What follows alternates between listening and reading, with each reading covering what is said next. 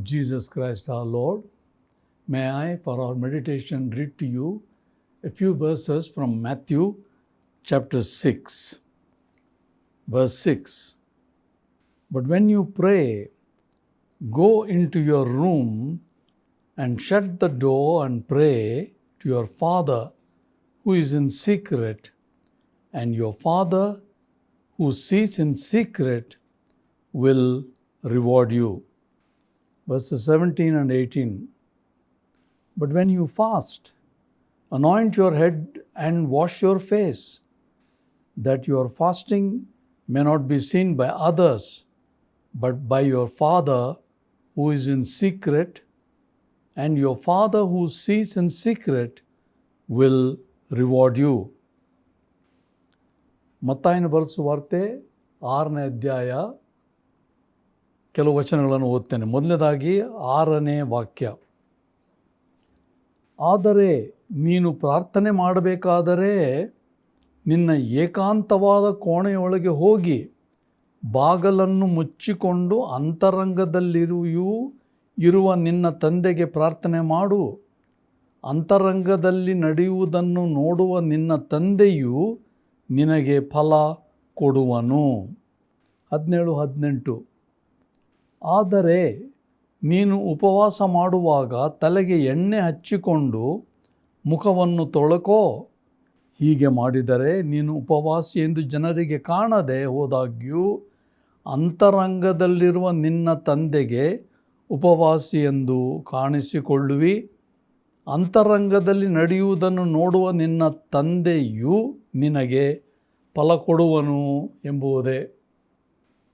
ಬೂದಿ ಬುಧವಾರ, Ash Wednesday.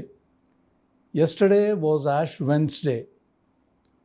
What is the significance of Ash Wednesday? ಈ ಬೂದಿ ಬುಧವಾರದ ಅರ್ಥ ಅಥವಾ ಇದರ ಮಹತ್ವವೇನೆಂಬುದಾಗಿ ಸ್ವಲ್ಪ ಮಟ್ಟಿಗೆ ನಾವು ಆಲೋಚನೆ ಮಾಡೋಣ. Ash Wednesday is the first day of Lent, the Lenten period that we observe, and it focuses particularly on 3 subjects. First, Ash Wednesday begins the focus on the cross. Next, on prayer, and finally, on fasting. ಈ ಬೂದಿ ಬುಧವಾರ ಶ್ರಮೆ ಮರಣಗಳ ದಿನಗಳ ಬಗ್ಗೆ ನಾವು ಧ್ಯಾನ ಮಾಡುವ ಒಂದು ಕಾಲ ಅವಧಿ. ಈ ಕಾಲಾವಧಿಯಲ್ಲಿ ನಾವು 3 ವಿಷಯಗಳನ್ನು ಸಾಧಾರಣವಾಗಿ ಜ್ಞಾಪಕ ಮಾಡಿಕೊಳ್ತೇವೆ, ನೆನಪು ಮಾಡಿಕೊಳ್ತೇವೆ. ಮೊದಲನೇದಾಗಿ ಯೇಸು ಕ್ರಿಸ್ತನ ಶಿಲುಬೆ, 2ನೇದು ಪ್ರಾರ್ಥನೆ, 3ನೇದು ಉಪವಾಸ. How do we calculate Lent?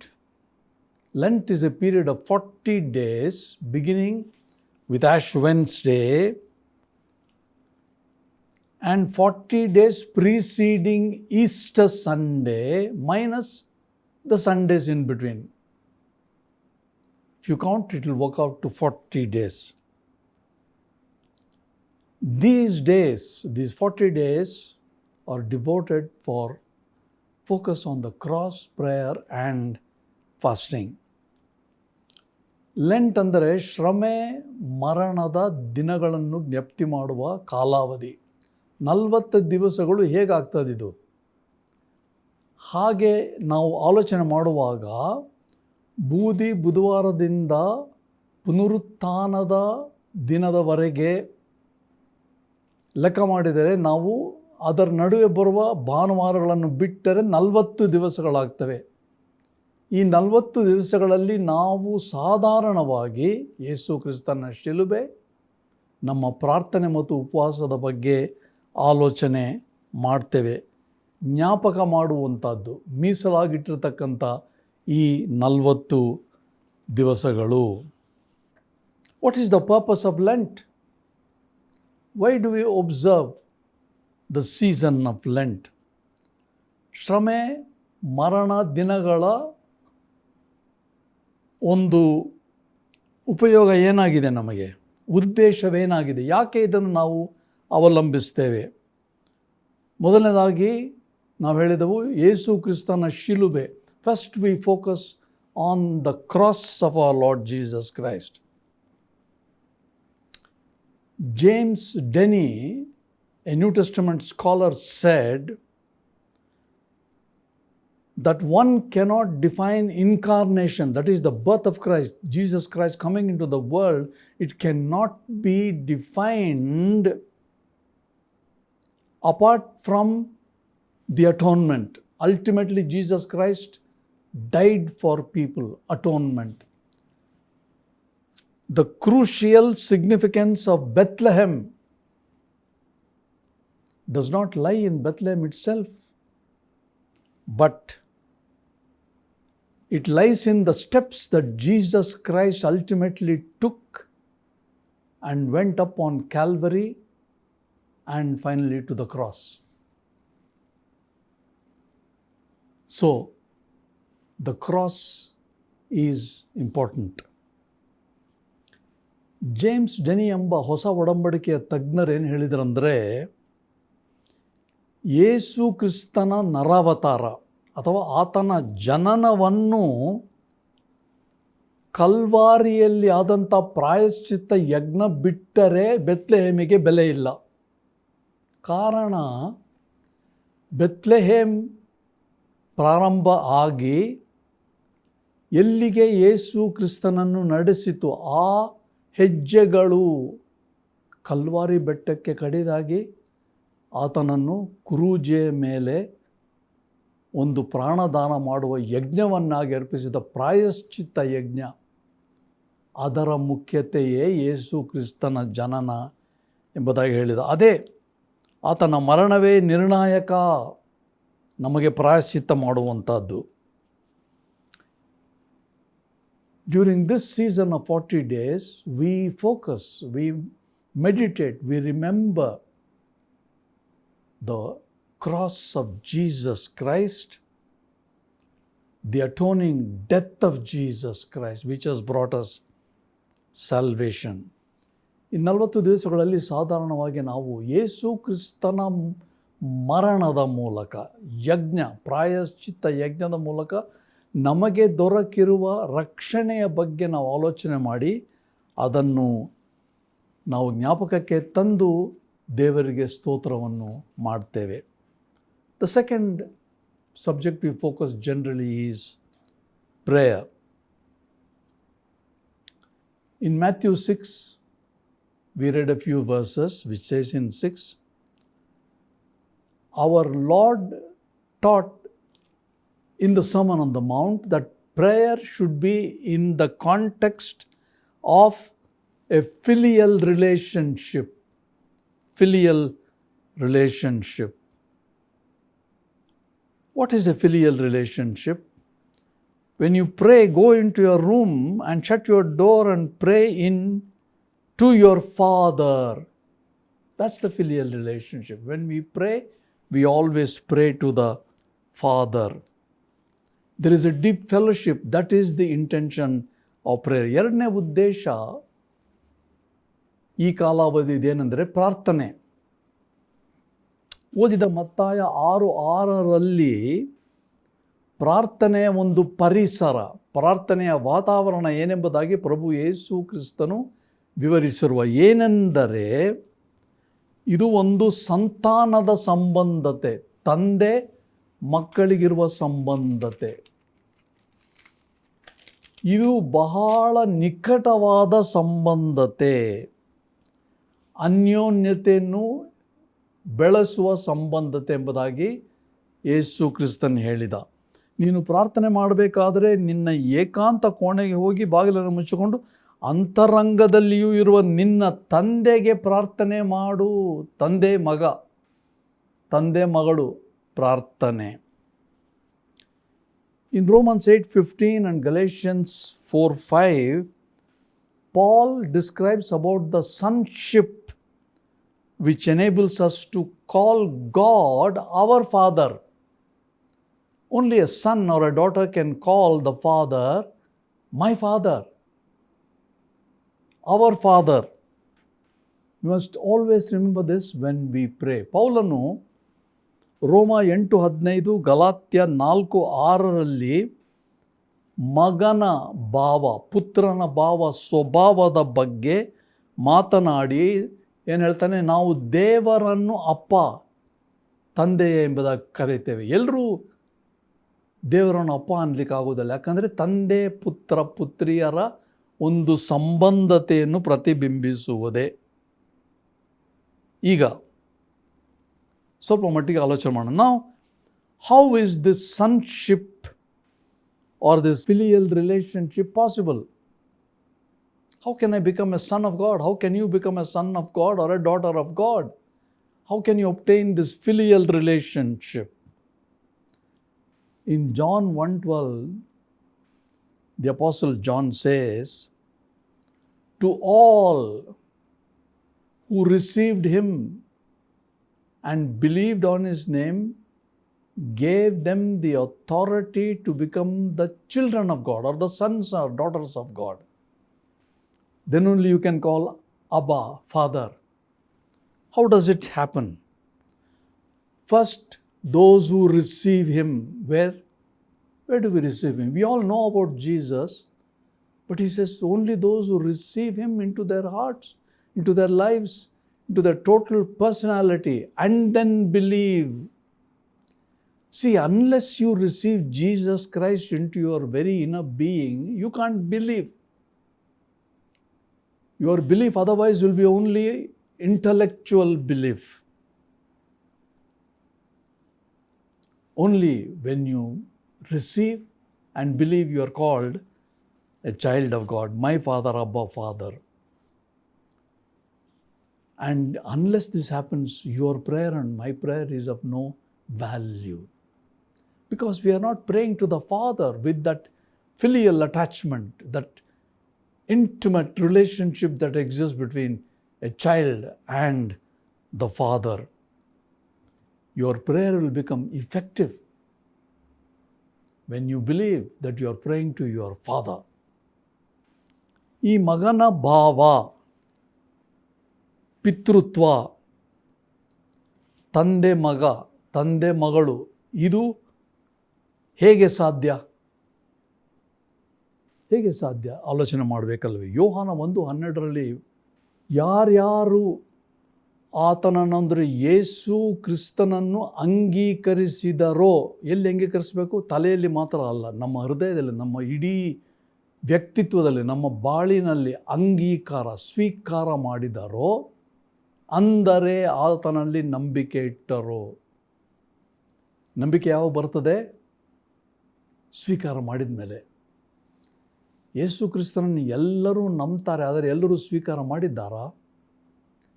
ಸ್ವೀಕರಿಸಿ ನಂಬುವರೋ ಅವರಿಗೆ ದೇವರ ಮಕ್ಕಳಾಗುವ ಅಧಿಕಾರ ಕೊಟ್ಟನೆಂಬುದಾಗಿ ಯೋಹಾನ 1:12 ಹೇಳಿದ್ದಾರೆ. ಯಾವಾಗ ನಾವು ಮಕ್ಕಳಾಗ್ತೇವೆ? ಕೇವಲ ಆತನನ್ನು ನಂಬುವುದು ಮಾತ್ರವಲ್ಲ, ಸ್ವೀಕಾರ. ಆತನು ನಮ್ಮೊಳಗೆ ಬರಬೇಕು, ನಾವು ಆತನಲ್ಲಿರಬೇಕು.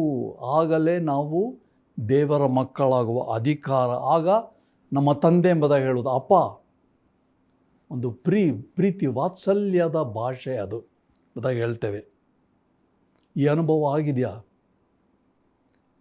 ಎಲ್ಲ ನಂಬ್ತವೆ ಯೇಸು ಸ್ವಾಮಿಯನ್ನು, ಆದರೆ ಎಲ್ಲಿದ್ದಾನೆ ಯೇಸು ಸ್ವಾಮಿ? ಎಲ್ಲೋ ನಮ್ಮ ಹೃದಯದಲ್ಲಿ, ನಮ್ಮ ಜೀವನದಲ್ಲಿ, ನಮ್ಮ ಬಾಳಿನಲ್ಲಿ ಆತನು ಉಪಸ್ಥಿತನಾಗಿರಬೇಕು ಸತತ. ಆಗಲೇ ನಂಬಿಕೆ ಹೆಚ್ಚಾಗುವುದು, ನಮ್ಮ ಪ್ರಾರ್ಥನೆಗೆ ಬಲ, ಪ್ರಾರ್ಥನೆಗೆ ಶಕ್ತಿ.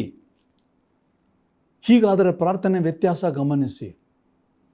ಕೇವಲ ನಾವು ಪ್ರಾರ್ಥನೆ ಮಾಡ್ತೇವೆ ದೇವರಿಗೆ ಅಂತ, ಆದರೆ ನಾವು ಯಾರಿಗೆ ಪ್ರಾರ್ಥನೆ ಮಾಡೋದು? ತಂದೆ, ನಮ್ಮ ತಂದೆ, ನನ್ನ ತಂದೆಗೆ. First we said Bethlehem is not so important as Calvary, the cross, his death. Second, prayer. Thirdly, fasting. Fasting is encouraged both in the New Testament and also in the Old Testament. Many places we read about fasting. Fasting no doubt has many physical benefits, but here what Jesus is talking about is fasting for spiritual benefits. Spiritual benefits. What are the spiritual benefits?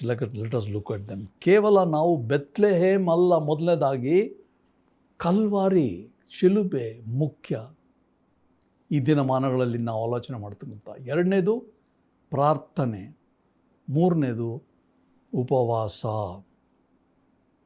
ಉಪವಾಸ ಎಂಬುದು ಹಳೆ ಮತ್ತು ಹೊಸ ಒಡಂಬಡಿಕೆಗಳಲ್ಲಿ ಅಲ್ಲಲ್ಲಿ ಚರ್ಚೆ ಮಾಡಲ್ಪಟ್ಟಿದೆ ಮತ್ತು ಇದಕ್ಕೆ ಸ್ಥಳ ಕೊಟ್ಟಿದೆ. ಉಪವಾಸ ದೈಹಿಕ ಆರೋಗ್ಯಕ್ಕೆ ಮಾತ್ರವಲ್ಲ, ಬದಲಿಗೆ ಆತ್ಮೀಕ ಆರೋಗ್ಯ ಬಡಾವಣೆಗೂ ಸಹ ಬಹಳ ಉಚಿತ.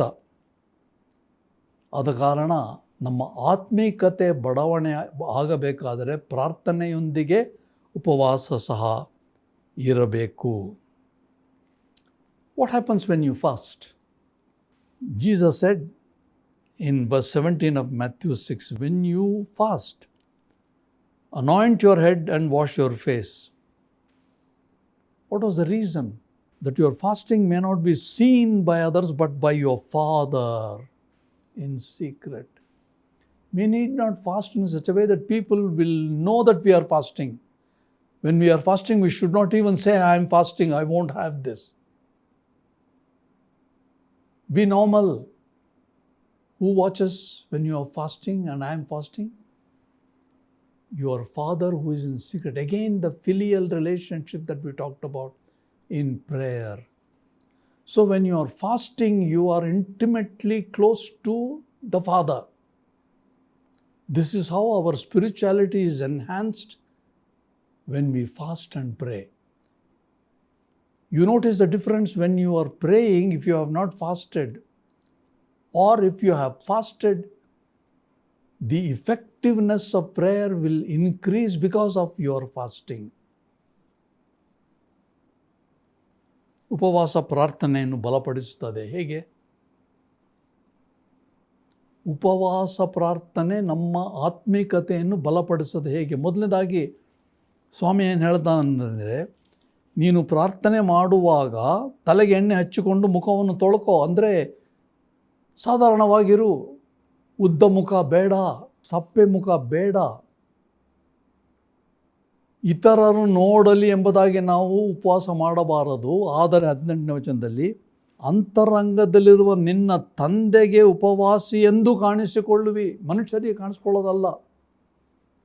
ಒಂದೊಂದು ಸಾರಿ ನಾವೇನು ಮಾಡ್ತೇವೆ, ಉಪವಾಸ ಮಾಡ್ತಿರುವಾಗ ಯಾರಾದರೂ ಏನಾದರೂ ನಮಗೆ ಕೊಟ್ಟರೆ, ಓ ನಾನು ಉಪವಾಸ ಮಾಡ್ತಾ ಇದ್ದೇನೆ, ಬೇಡ, ಹಾಗನ್ನಬಾರದಲ್ಲವೇ? ಮುಖ ತೊಳ್ಕೊಂಡು ತಲೆಗೆ ಎಣ್ಣೆ ಹಾಕ್ಕೊಂಡು ಸಾಧಾರಣವಾಗಿರಬೇಕು. ಕಾರಣ, ನಮ್ಮ ಉಪವಾಸ ಯಾರಿಗೆ ಸಂಬಂಧತೆ ಉಳ್ಳದ್ದು? ಜನರಿಗಲ್ಲ, ಅಂತರಂಗದಲ್ಲಿರುವ ತಂದೆ ಅದನ್ನು ನೋಡ್ತಾನೆ. ಆಲೋಚಿಸಿ, ನೀವು ಪ್ರಾರ್ಥನೆ ಮಾಡುವಾಗ ಉಪವಾಸದಲ್ಲಿ ಮಾಡಿದರೆ ಅದಕ್ಕೆ ಹೆಚ್ಚಿನ ಶಕ್ತಿ, ಬಲ. ಈ ಉಪವಾಸದಿಂದ ನಮ್ಮ ಆತ್ಮೀಕತೆ ಚೈತನ್ಯವಾಗಿ, ದೃಢವಾಗಿ ಬಡಾವಣೆ ಆಗುತ್ತೆ. Whenever you fast next, think that you are doing it for God and not for people and not for yourself. Your prayer will bring you close to God. The filial relationship is enhanced. ಉಪವಾಸ ಪ್ರಾರ್ಥನೆಯನ್ನು ಬಲಪಡಿಸುತ್ತದೆ. ಇನ್ನೊಂದು ಸಾರಿ ನೀವು ಉಪವಾಸ ಮಾಡುವಾಗ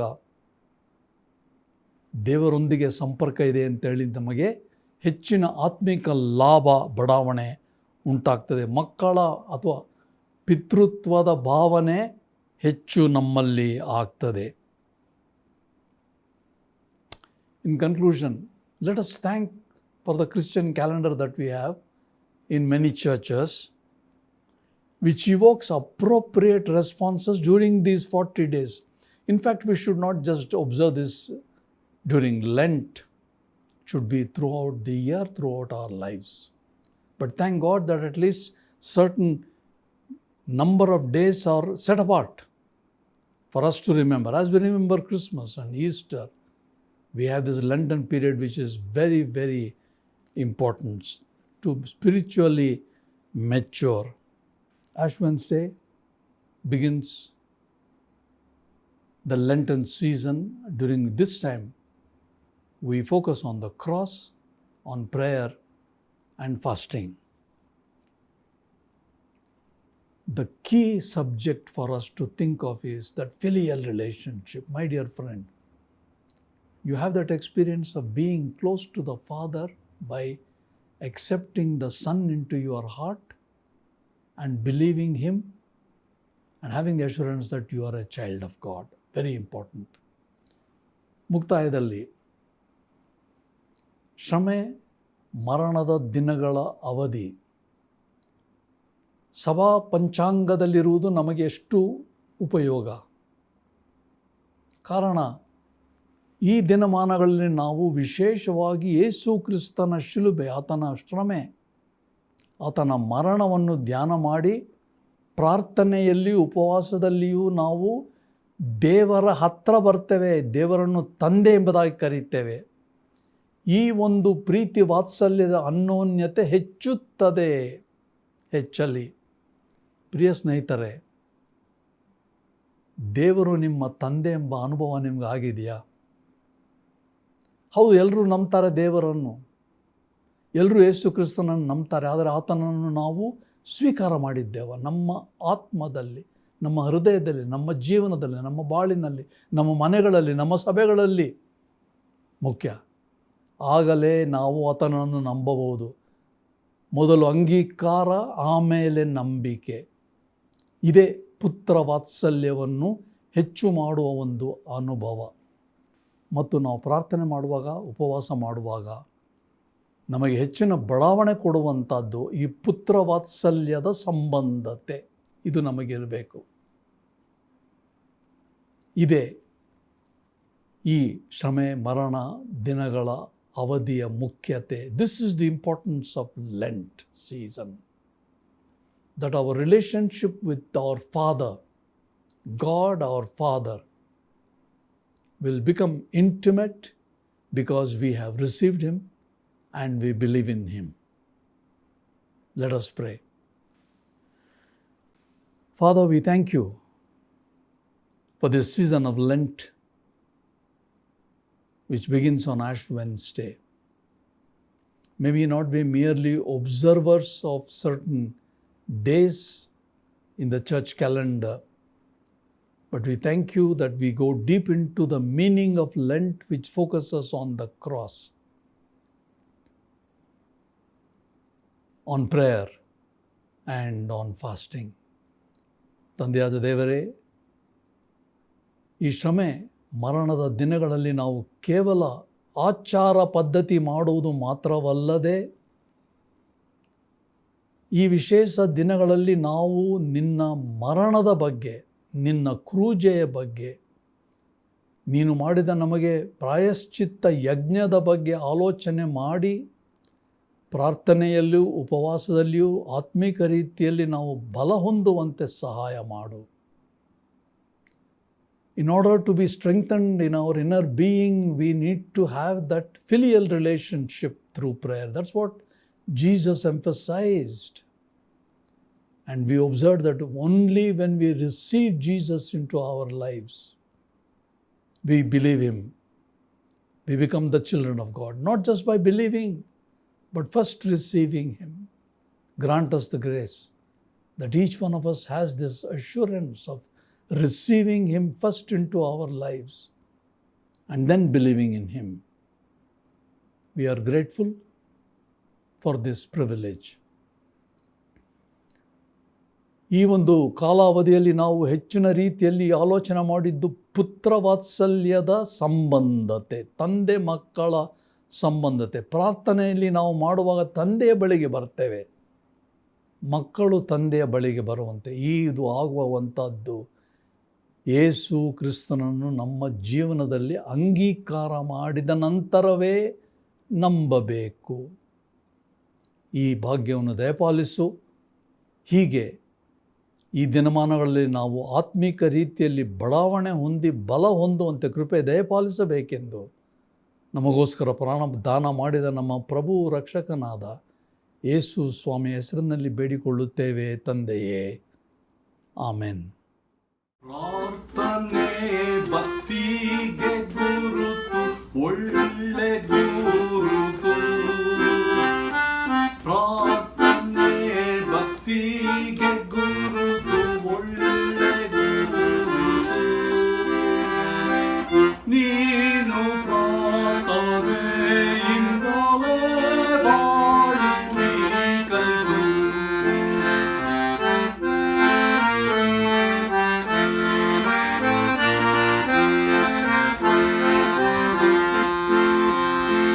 ವಿಶ್ವಾಸ ಹೆಚ್ಚಿಸಬೇಡು, ನಿತ್ಯ ಬೇಡು. ವಿಶ್ವಾಸ ಹೆಚ್ಚಿಸಬೇಡು, ನಿತ್ಯ ಬೇಡು. ತಂದೆ ವಿಶ್ವಾಸ ಹೆಚ್ಚಿಸಿ ಜೀವಿಪ ನೋಡು. ತಂದೆ ವಿಶ್ವಾಸ ಹೆಚ್ಚಿಸಿ ದೀವಿಪ ನೋಡು.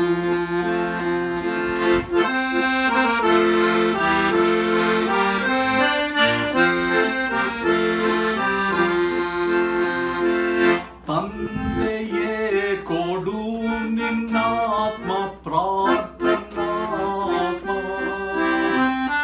ತಂದೆಯೇ ಕೊಡು ನಿನ್ನಾತ್ಮ ಪ್ರಾರ್ಥನಾತ್ಮ.